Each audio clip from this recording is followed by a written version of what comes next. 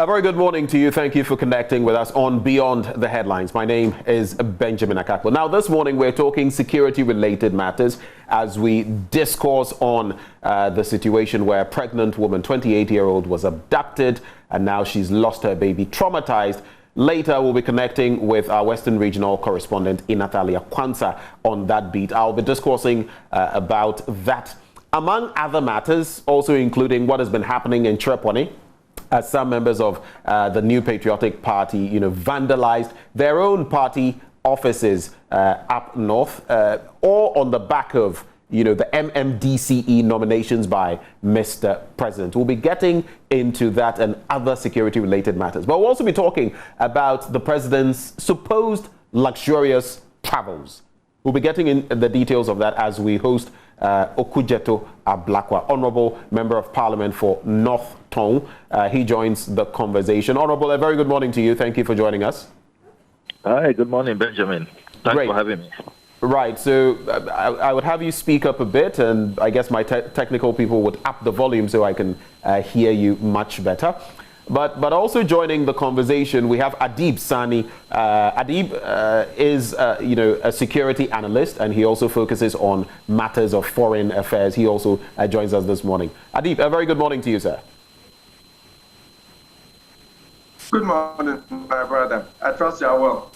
By God's grace, I am very well. And let me just say a big thank you. It's taken a lot for both you and Honorable Ablakwa to join us after your travels and everything. So very grateful that you've made the time. But let's start from the angle of security-related matters. And I would be posing this question to Honorable Ablakwa as well. When you look at what has happened in Chereponi in recent times with, the MPP's party offices being vandalized, burnt, and everything. Now, 12 of those people have been, arrested by the police. When you look at these developments, would you say that it's unnecessary, security tension that we have in the country currently? Because we are seeing quite a number of these incidents. What is your take, or just ordinary happenings?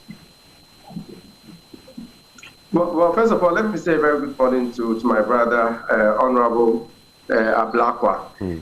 Indeed, such acts of lawlessness is completely unnecessary. It is needless. However, there's no room for complacency. We have to take it with the seriousness it deserves. However, it is worth pointing out why some of these things happen in an attempt to perhaps prevent them from happening in the future. And one of it has a lot to do with that culture of impunity. Recently, I was having a conversation with a friend of mine who said that in Ghana, if you want to perpetrate a crime and get away with it, just say it is a politically motivated crime. As funny as it sounds, it is quite a bit of a reality because we're always tempted to believe that once it is associated with politics, when there are powers that be who can make calls to the police commander, like it happened some time ago in Tamale, where some young men decided to take matters into their own hands to take over public offices. I mean, they were arrested, the next minute they were out, and the next minute they are contesting party positions within the area. So we really need to make a conscious attempt to deal with the issue of, that culture of impunity that is emboldening a lot more people into thinking that they are invincible by virtue of their association with certain political powers. Also, politicians promise bridges even where there are no rivers. When they promise them that, hey, this is your candidate, he is also our candidate, come what may, we are going to make him what you desire of us. And in the end, they don't do it the way the people want, and the people, on the other hand, are not able to manage their expectations. There's always a propensity for them to take matters into their own hands, like it happened at Chereponi. So I think that in the political frenzy of the movement, it is always important for politicians to maintain that level of consciousnness in whatever they promise the people, so we don't have them going haywire like it's happening.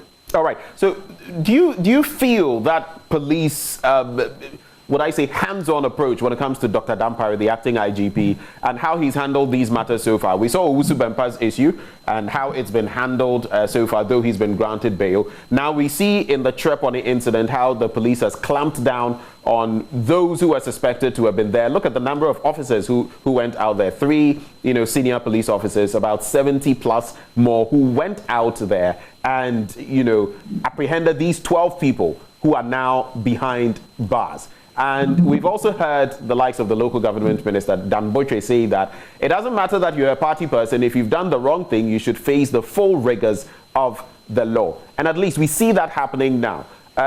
What sort of credits or plaudits would you give the acting IGP? Right course that he's taking?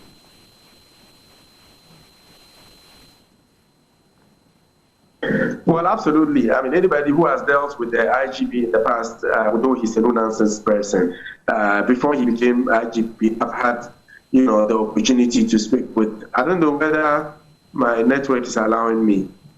Can you hear me? Yes, we can hear you. We can hear you. Wonderful. Good. So, I mean, before he became IGP, I sometimes pass by police stations. I mean, I have a lot of police friends. Sometimes when I'm driving in the night, I get to a police checkpoint, I pull over just to say hi and to find out what their menacing challenges are. And in the midst of all of this, I also take the advantage to gather some information, so to speak.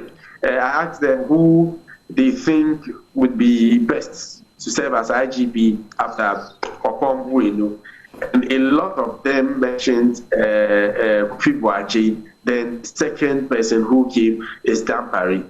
I mean, I have had the opportunity to also speak with, top police officers who tell me a lot of good things about him. So it is not surprising whatsoever that he has come with that energy, that, exuberance. I mean, so far as countering the threat of crime is concerned.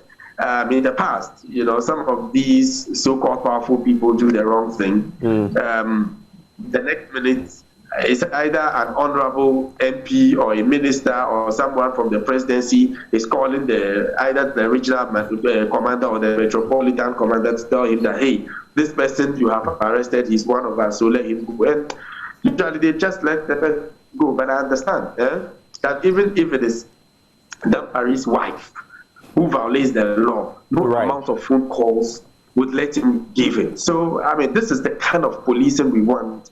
Proactive, independent, impartial policing. So at least it sends a clear signal to other people out there who think they are invincible and they are above the law and can decide to take matters into their own hands without, any repercussion.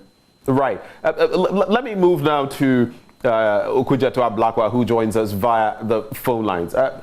Honorable Ablakwa, now, even before we get into that matter, let me start by commiserating with you on the loss of Ama Benyua Do, former Member of Parliament for Gumwa West, Central Regional Minister, National Women's Organizer of your party. Honorable, our condolences to you and the entire NDC fraternity. Well, thank you very much, and let me say good morning to my good brother, Mr. Adib Sani, who I haven't seen in a while, but I've been reading all his good works. He's doing a great job. I am grateful to you, Benjamin, for the very kind commiserations. Today, the book of condolence will be opened at the residence of Comrade Ama Benyua Do. Interestingly, when I first joined national politics, it was through the CJ, the Committee for Joint Action, when I handed over as NUC's president. And she was one of the leading members who welcomed me. She was so motherly, so friendly, and she really guided my steps. She's a very, very affable, very dynamic person to work with. Very, very, very, very passionate about the progress of our country, and she will be sorely missed. I pray that the good Lord will grant her a peaceful repose. And her legacy will live on, a legacy of being fearless, a legacy of dedicated public service right from her days working at the University of Ghana all the way to becoming MP, regional minister. She has served our country well, and may many more young ladies be inspired by her sacrifices. Very, very glowing tribute you've paid her right here on Prime Morning. But let's segue right from there into the substantive matter, one of the substantive matters we're looking at, which has to do with the security discussion. Now, you've heard Adib Sani, on the other end, discourse on what has happened in Chereponi. Now, let me just add to the mix the fact that we've seen what has happened in Tamale recently, the NETCO, so to speak, attacks where police officers who had been detailed to help NETCO officials actually attacked people in different communities in Tamale. We can cast our minds back to what happened in Wa earlier this year, which led to the Kano Ayorogo committee being put together. But when you look at all these pockets of incidents from, Chereponi, where people are taking the law into their own hands to burn MPP party facilities, to what we are seeing now with the police themselves, doing things that are not expected of people wearing their uniform. Do you think we're getting it wrong? And do you feel you would corroborate what Adib Sani says when he says that under Dampare, even if his wife falls foul of the law, his wife would be dealt with? What is your take? Yeah, so let me begin with the political violence, so to speak, that is the fallout from the president's nomination of MMDCE. It must be stressed that it does appear that within the political establishment, there are some people who believe that they must always have their way, and it doesn't matter what methodology they use. And that culture of entitlement, that mindset of I must force my way through and I must always have what I think belongs to me, is leading to impunity. And you are seeing that within the political class, violence is becoming acceptable. So if there's a nomination and our candidate doesn't get it, we take the law into our own hands, we destroy property, and nothing happens, no consequences, because you are a party official and you think you are untouchable. And you see, it's been going on for some time. This is what led to the vigilantism that really came to a head, and we had to pass a law in Parliament to check it. But we know that it still exists under various guises. Some of them have even managed to infiltrate the security services, which poses an even bigger threat. So we need to address the issue of political related violence, where political activists, and Sani is right when he says that it is becoming as though when you claim to be a youth activist or an activist of a political party, then it gives you some insurance where you can just do whatever you want, and you know that you will not really be taken through the full rigors of the law. Honorable Ablakwa, let me just interject here. Is this peculiar to the MPP administration, though? I mean, we've seen this over the years, and if not, what do you feel we should be doing to stem the tide of these happenings? To be objective, to be fair, I wouldn't say it's peculiar to the MPP. That's why I have chosen my words carefully so far. I have not tagged any single party, except to say that if we are being very sincere, you will observe that it is heightening. Things are getting out of control. It's getting worse by the day. and under this current government. But it is not to suggest that any of the parties are immune. Look at what happened in the PNC recently. That very, nasty public, spat, which degenerated into violence. The NDC has had examples too when we were in power, where if certain DC or other ministerial nominees are not going in a particular direction, people then think, and sometimes it may be masterminded, other times it will just be supporters who decide that they are going to fight for their candidate in ways that, because you see, we must let political activists know that in the democratic space, you can't always have your way. And there are also many, decent, legitimate, legal ways of protesting, of expressing your dissent. And you can do that without destroying property. You can do that without harming anybody. You can do that without breaking legs or causing anyone to lose limbs or burning tires, firing shots, and all of that. There's so many ways that you can send a petition, you can notify the police under the Public Order Act to demonstrate peacefully, you can picket. There are so many democratic legal options available, and violence should not be tolerated at all. And the only way is for these persons who fall foul of the law, who engage in these violent acts, to be dealt with. Okay, so on that political violence being punished, people being sanctioned, it will serve as a deterrent. But often they get away, and you just hear some initial arrests. Police are deployed to calm tempest, and that's it. Nobody is held to account, and in my view, that is why the impunity is entrenching. Okay, so in this instance, we see the action that has been taken. 12 people have been apprehended, and at least we are seeing the signals under Dr. Dampare that things will be handled differently. Like I was sharing with Adib, we've seen it with Reverend Usubempa, and now we're seeing it with the 12 in Chereponi. Does that give you some confidence? If you check the records, when Dr. Dampare was appointed IGP, I was one of those who hailed the appointment and said that the president got it right. I think it was widely reported in the media.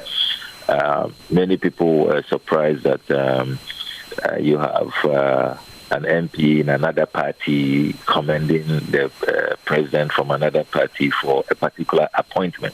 But we have to be objective. We have to be sincere and truthful when we can.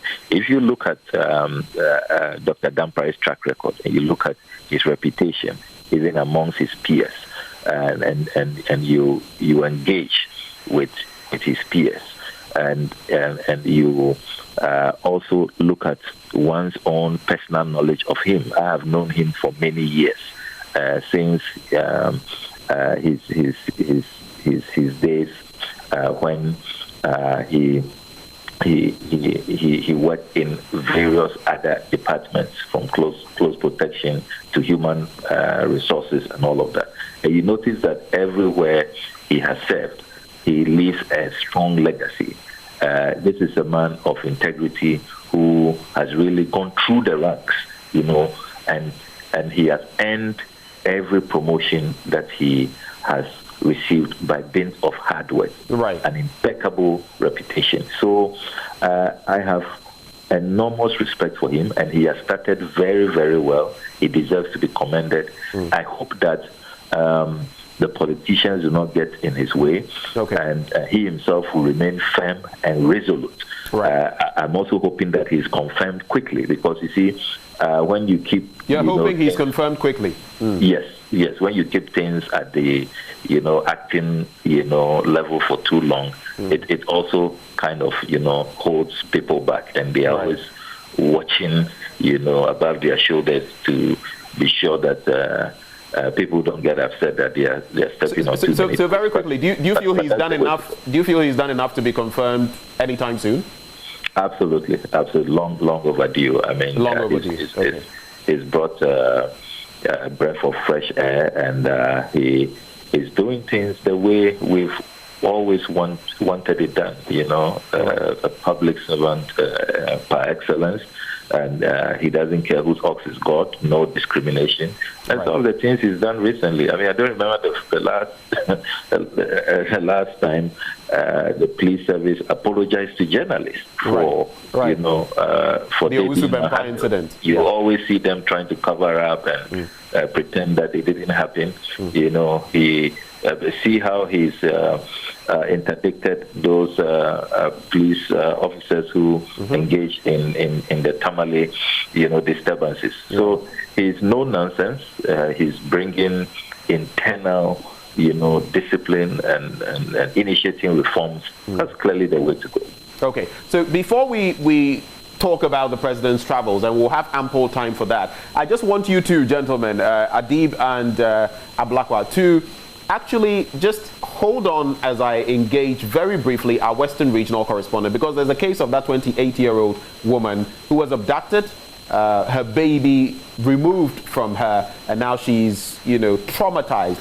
This feeds into the security question, and I just want to engage in Natalia Kwanza, our Western regional correspondent, briefly with your permission, right before we continue with the conversation. Thank you. So Natalia, a very good morning to you. Hi, good morning, Benjamin. Great to have you. Just bring us up to speed on this development. From what we know up to this point, this 28-year-old woman was abducted. She's been found. I hear she was found somewhere in Atsim. She was so traumatized she couldn't speak from the outset. She had to write. And she says her baby was taken away from her the very day she was abducted. Are all of these the details so far, and what is the latest as far as the 28-year-old woman is concerned? All right, Benjamin. So police in the region is yet to speak about the details of this issue. But what we can say from what we've gathered so far is that from the 16th of September, this is just about close to 1 week today, this lady, 28 years, whom her husband claims was heavily pregnant in her 9th month, had gone on her morning routine from the Amono Road to Park Grant, and this is in town. This is not like outskirts of Takoradi. And so she had left the house at 5 a.m. and then since then they didn't hear from her. According to the husband, when we spoke to him, he said that they received a call that the lady has been kidnapped. The lady spoke to the mother that she has been kidnapped. She doesn't know where she is. Later on, when I had engaged the family in the afternoon, they said later someone also called that they have kidnapped her and then they wanted to use her for something which they couldn't. So they've dumped her somewhere. So from last week, according to them, they instituted a search party. The police in the region was aware, and then they were doing everything possible. Hello, Benjamin, can you hear me? Yes, I can hear you. Please go on. Yes. So yesterday when there was this Fix the Country demonstration ongoing here in the Western region, we heard that the lady has been found by a carpenter at Axim. But when she was found, she couldn't say anything. She only requested for a paper and then a pen and wrote her pastor's number and then the husband's number. And that's how come they called the family for them to know. As at that point, the police said they were only going to Axim to make sure or to identify if it is the lady in question, but the family was also on their way. So when the family got to Axim, that was when I called the husband. That was around 3:30 p.m. yesterday. I called the husband and asked him that, can I congratulate you? And he said, Ina, I don't know if you can congratulate me because when my wife came, I've identified the woman. She is my wife, but she is without the pregnancy. The baby is not with her. And then she's not saying anything to me. She hasn't said a word. The people who saw my wife and then brought her to Axim Government Hospital told me that when they saw her, she couldn't say a word. She only wrote something on a paper for them. And when I saw my wife personally, she hasn't been able to speak to me. So I asked him that, so is your wife fine? Mr. Simons, is your wife okay? He said, Ina, I cannot say she's fine or not because I'm not a medical person. But the way I look at my wife, she's traumatized. That is all I can say. I continued asking him, what has the police been saying? He said, well, they said they are investigating. So we still have to wait for them to say something. The police in the region have told us that, the media in the region, that we should be patient with them. They are doing their checks, they are doing their cross-examination. And when they have finished this and they have enough evidence, they would call the media and then speak to us. Right. So for now, that is where we are. The good news is she's back. The woman is the same Josephine who went missing on the 16th of September. But as to whether she had delivered, what has happened to the baby, we cannot. This is what the husband is saying, that when she saw the wife, there was no baby. And since she's not talking, they don't know what has happened to the baby. Okay, so just to clarify this, so is she currently at home with her husband, or is she in a medical facility? The last time I checked, she was at the medical facility. Which medical facility, to be specific? Axim Government Hospital. Axim Government Hospital. Natalia, thank you so much for bringing us the latest on that development. We are immensely grateful. Natalia Kwanza is our Western Regional Correspondent. Let's come back to our other guests. Now, on the back of that, still on the matter of security, I'll come to you, Adib Sani. How much of a concern is it, these pockets of incidents that we keep seeing? You know, another pregnant woman supposedly abducted. Now she's so traumatized she can't even speak. And one thing we're certain of, her baby has been taken away from her. What do you make of it? Well, it is surprising. And you would realize that in recent times, the spate of kidnapping is quite disturbing. These days, they are able to take people and ask for a ransom. Who knows what they will do to the kidnapped when that ransom is not paid. I read the story on your, one of your networks, and it's kind of shrouded in a lot of confusion and people to make of it. But it is important.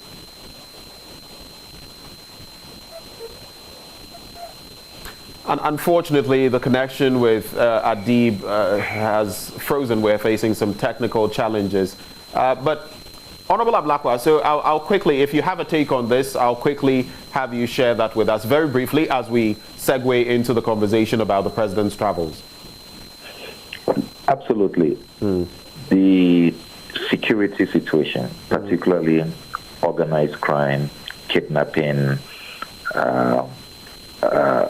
robberies, if you look at the indicators, it's going up, and there's considerable anxiety. The vast majority of Ghanaians are living in fear, and there's a need for the commander-in-chief himself, the president of the republic, and his ministers. Remember, the president chairs the National Security Council. We need an urgent response. It cannot be business as usual. I mean, my heart goes out to the 28-year-old lady in Takoradi. We pray that the doctors will be able to bring her back to stability, particularly psychologically. She's gone through a lot of trauma, and I hope that harrowing experience, likely. But you say we're living in fear. Are you living in fear? You yourself? You feel that fear? You feel it. I mean, when all around you, I do, when all around you, there's hardly a day passes without somebody you know. I mean, it's so close now. Somebody you know has suffered a robbery attack. Somebody you know has had, their property stolen or there's been kidnapping. And you see, now it's as though what's happening in Nigeria is coming in here. talking about northern Nigeria, where they are demanding ransom. This is, kidnapping for ransom. Then there is also kidnapping for rituals. There are all these ritual murders. I mean, you don't know what's going on with our society. I mean, and you see, we need a comprehensive solution. That's why I say that leadership, right, from the commander-in-chief. I mean, so that a comprehensive solution should be how you have all of these persons, apprehended and dealt with, by law. And then also, our psyche as a nation. Look at what's going on our television screens. I mean, where is the NCA, where is the Media Commission? They allow all kinds of things where malams and all kinds of dubious characters, some calling themselves prophets and what have you, claiming to be doubling money, and it's all of that is feeding into a certain mindset of the youth. Get rich quick, if you bring this. I mean, God knows what they have done with the 28-year-old woman in Takwa, this baby. Right. Where is the baby? And why would they target a pregnant woman? And why is it that her baby cannot be found? So right. This is not too long after the Kaswa incident. Right.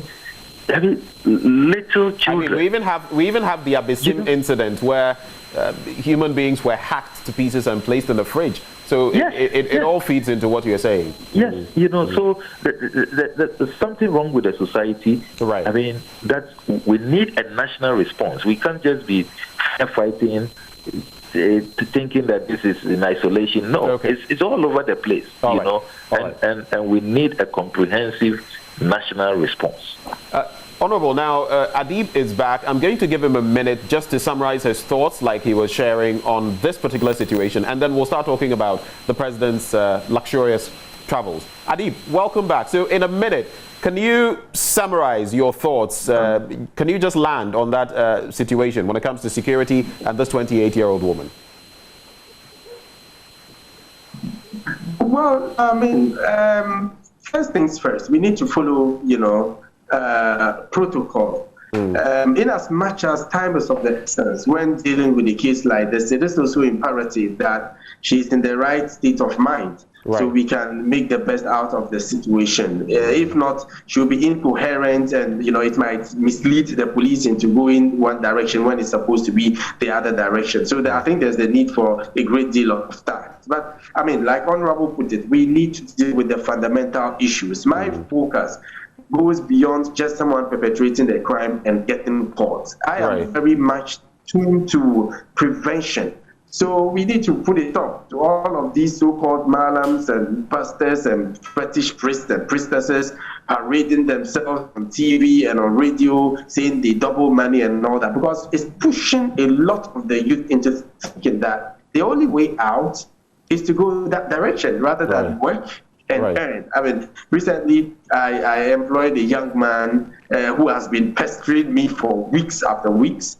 And the first day I dispatched him to the food, he told one of my guys that the work is difficult. He never returned. So you see, we are encouraging laziness, okay? We also need to deal, Benji, I know there's no time, okay? But we need to deal with those socioeconomic and political deficits in our society that is pushing a lot of young people into uncertainty, with a lot of them thinking that, hey, I have no option and this is the way to go.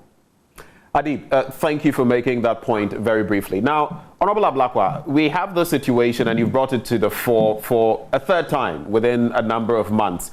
We've spoken about the Falcon aircraft that we have in Ghana and how it's not being used. In fact, recently, you have shared with us information which has been confirmed by the Office of the President that Liberian President George Oppong-Weah actually used our Falcon aircraft as he came into Ghana for that ECOWAS confab. In the meantime, we also hear that our own president has been using another luxurious aircraft, a Boeing aircraft, and you say that within the last few days that he's been using it at the UN General Assembly in New York and others. It's cost us something hovering around $10 million. You've spoken about the fact that Namibia since 1991 has been using a similar Falcon aircraft like we have here in Ghana. What are the dynamics? What is the source of your information? How certain are you that this, in fact, is the case? The figure is 10 million Ghana cedis. So Ghana cedis, not dollars. Yes, right. Thank you. Thank you for that correction. Dollars. A whopping 10 million Ghana cedis, a colossal amount that could help us address the myriad of challenges. Only yesterday, you saw youth under the Fix the Country banner demonstrating in Takoradi, complaining about the poor roads, lack of health facilities, lack of job opportunities, no factories for the youth to work, and all of that. And you want to reflect over what 10 million Ghana cedis for just 3 trips.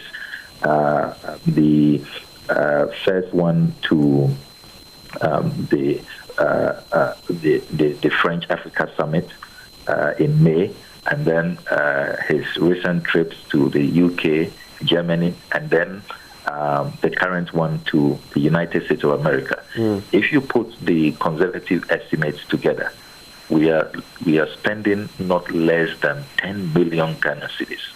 And you see, the question is, why is the president refusing to use our presidential jet? The Dassault Falcon 900 EXE is in great condition. It's in pristine condition. It's in mint condition. Indeed, at the time that our president decided to use the LXDIO, which is a Boeing 737-900ER BBJ-3 luxury monster, to the United States, the Liberian president was using our presidential jet. Indeed, he used it twice last week. He landed at the Roberts Field Airport in Liberia at 10 a.m. on Saturday. Around the same time, the president landed in Houston. So nobody should tell us that the presidential jet is not in good condition, that those of us who are saying he should use the presidential jet, which cost this country $37 million to purchase in 2008. And it was purchased by a member of his own party. So you can say that probably, the NDC didn't do a good job in recommending this jet. It was purchased by President Kufuor before he left office in 2008. He brought the terms of the agreement to Parliament. And President Akufo-Addo was then foreign minister. And if you look at all the deliberations, it was clear it had gone through cabinet. President Akufo-Addo was a cabinet minister. So if he had any reservations, if he didn't think that this Falcon was a good purchase, he should have raised it then. There's no record that he raised it. He indeed voted for this jet purchase in Parliament as a member of Parliament and as foreign minister at the time. So it is clear, Mr.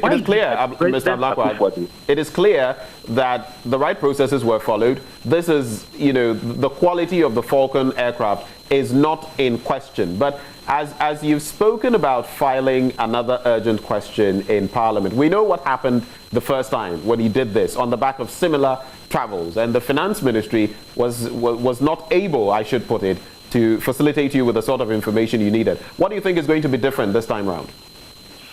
Yes, so you are right that the government was exposed and embarrassed about the revelations, and so they engaged in a lot of pussyfooting. The finance minister kept asking for more time. You recall that